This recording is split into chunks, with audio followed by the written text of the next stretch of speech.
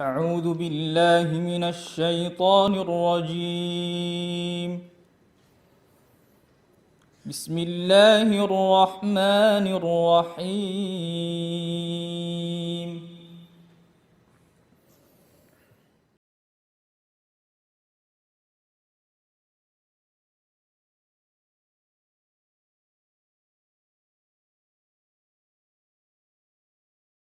Halaman gadah. Sekarang kenapa seorang pengajar Al-Quran harus tahu kaidah tajwid?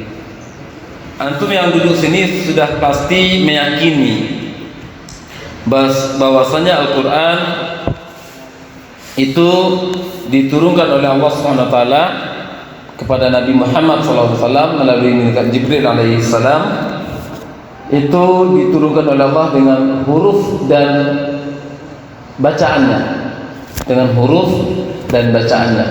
Bagaimana Allah membacakan kepada malaikat Jibril, seperti itu malaikat Jibril menyampaikan kepada Nabi Muhammad sallallahu alaihi wasallam, dan Nabi Muhammad seperti itu yang mengajarkan kepada para sahabat dan diteruskan oleh para sahabat generasi berikutnya dan sampai ke zaman kita ini. Oleh karena itu, baca Al-Quran itu baku cara bacanya. Cara baca Al-Quran bukan ijtihad para ulama. Tajwid bukan ijtihad para ulama. Oleh karena itu, karena tajwid bukan ijtihad para ulama, apatah lagi guru MDA. Ulama itu tidak lagi guru MDA. Guru MDA tidak boleh mengarang-arang cara membaca Al-Quran.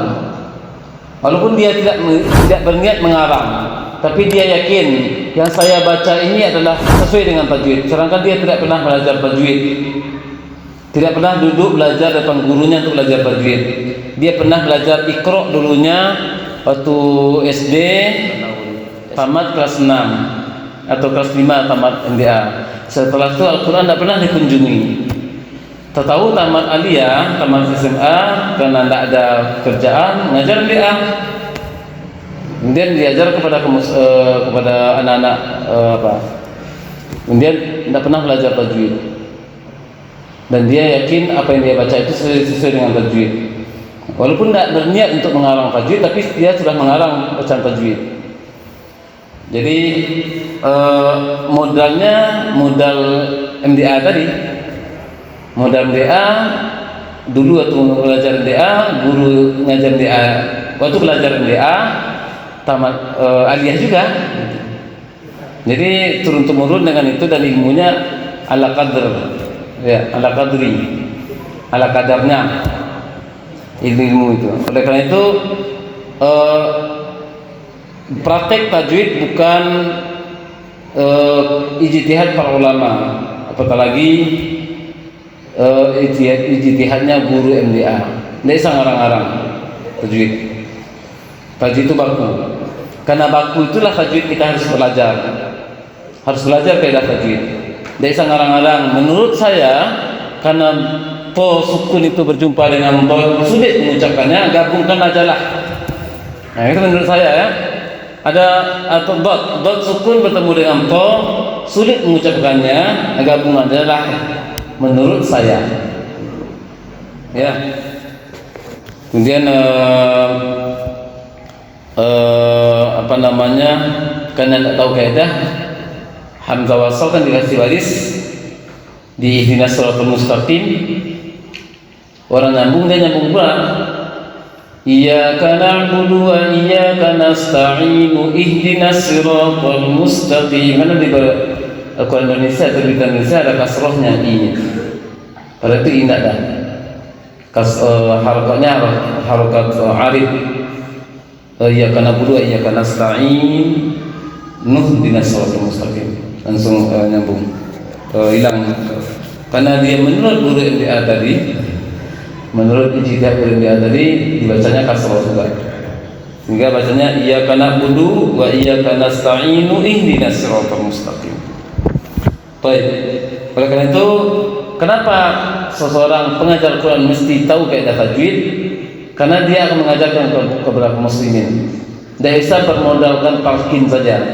Saya sudah bagus bacaan saya, maka ketika saya mengajarkan pada orang lain harus bagus seperti saya, sedangkan dia tidak mengajarkan teori tajwid. Talqin saja, tidak bisa. Apalagi yang diajarkan orang dewasa, lidah udah kaku, pikiran udah banyak. Pikiran ketika belajar itu pikirannya bukan Al-Quran saja. Pikiran bagaimana dagangnya di luar tadi yang tinggal tadi 1,5 jam mau belajar, ini persiapan dagang tadi udah bagus, udah dipersiapkan oleh keluarga atau anggota dari apa. Ini banyak pikiran itu. Jadi ketika talqin itu, ketika antum mentalqinkan orang itu, pikirannya udah banyak.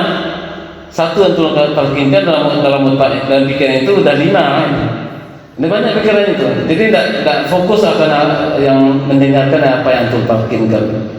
Itu harus diajarkan caranya. Antum tahu nun sukun bertemu shad tebal. Nun sukun bertemu shad tebal. Ya, bagaimana antum sudah tahu tebal kan? Nun sukun bertemu shad, dan antum bisa mempraktekannya. Bagaimana antum mengajarkan ke orang? Apa yang diarahkan? Enggak, bukan. Itu talqinnya. Kalau antum baca berarti mentalqinkan kepada orang. Bagaimana memahamkan orang? Organ mana yang akan digunakan ketika menebalkan nun sukun atau shad tebal? Organ apa saja yang digunakan?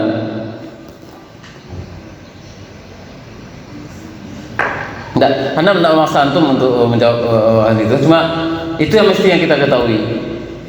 Bagaimana organ apa yang apa? Ada orang mengatakan itu shad itu harus bengkak-bengkak pipinya. Bengkak ini, ya.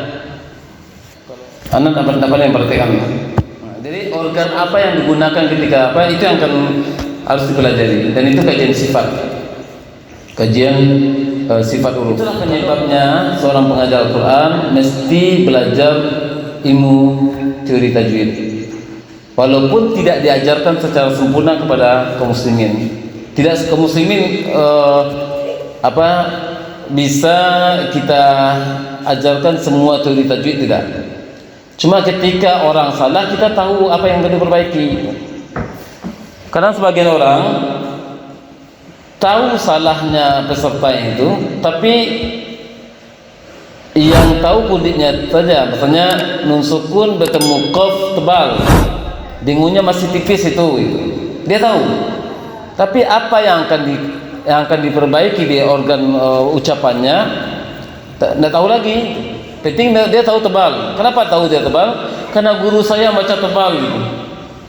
Kalau ada yang ngajar seperti itu, kenapa baca seperti itu ustazah ataupun ustaz? Waktu saya belajar dulu, itu. Waktu saya belajar dulu di halaqah, guru saya ngajar seperti itu. Tidak bisa. Kalau untuk ngajar tidak bisa itu. Nun sukun bertemu qaf, kenapa harus tebal?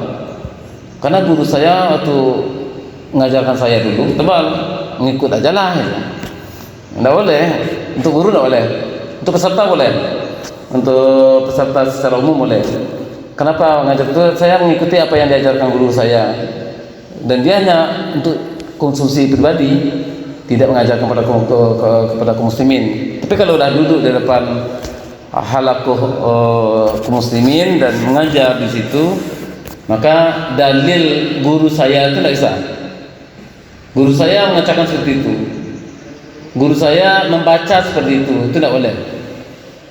Guru saya, walaupun guru saya itu guru besar juga, punya sanad guru itu malah besar namanya, betul guru itu, bacanya betul. Cuma kalau dalilnya kenapa harus tebal itu, alasannya guru saya menebalkannya, salah. Alasannya harus ilmiah, dalil bukan dalil. Tajwid tidak ada dalil ya. Ada dalil tajwid. Kata Rasulullah sallallahu alaihi wasallam, Rasulullah sallallahu alaihi wasallam bersabda, "Ikhfa nun sukun bertemu shad dad itu tebal."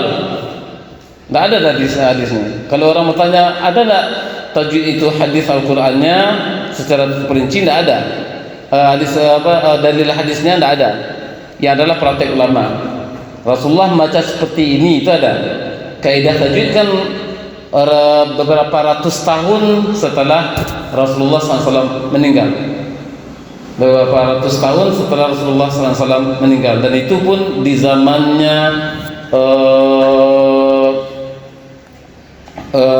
tabi'in atau tabi'in. Udah beberapa ratus tahun setelah Rasulullah meninggal. Tapi praktek tajwid semenjak Rasulullah. Oleh karena itu para ulama membukukan buku tajwid dan harus kita pelajari. Dan ana ucapkan pagi ini untuk memotivasi yang semuanya belajar, mempelajari teori tajwid dan dipakai semua media. Dipakai semua media. Tidak bisa satu media saja. Tidak bisa belajar depan guru saja tapi tidak membaca buku. Tidak bisa belajar hanya di YouTube saja tapi tidak pernah bertemu. Tidak bisa belajar di YouTube saja, niru di YouTube saja, dan itu pun yang ditiru bacanya saja, bukan teorinya, tanpa berjumpa langsung. Walaupun yang ditiru adalah Musyari Rashid yang menilai dia sendiri, karena dia sendiri belajar di rumah. Saya belajar tajwid Musyari Rashid, kan ada di YouTube talqinan Musyari Rashid untuk murid-muridnya, ada di YouTube, kemudian diikuti di rumah. Menurut saya bacaan saya sudah seperti Musyari Rashid. Dia misalnya yang mentasbih bacanya sendiri.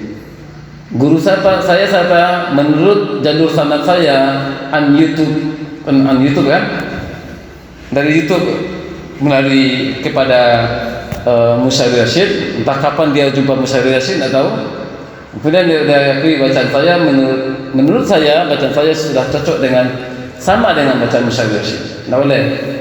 Karena itu waktu belajar tajwid dipakai semua media. Kitab dipakai, buku tajwid dipakai,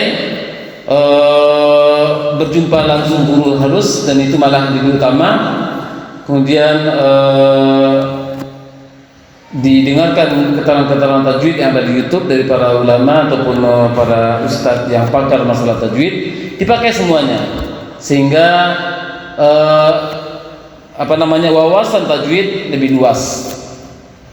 Kalau wawasan tajwid hanya satu halakoh saja, itu keluar dalilnya tadi, menurut guru saya, menurut tempat saya belajar tahsin dahulunya, itu tidak dalil. Dalilnya adalah kitab tajwid. Baik, itu motivasi, dan antum mudah-mudahan sudah tergambar kenapa harus belajar teori tajwid, kenapa harus belajar.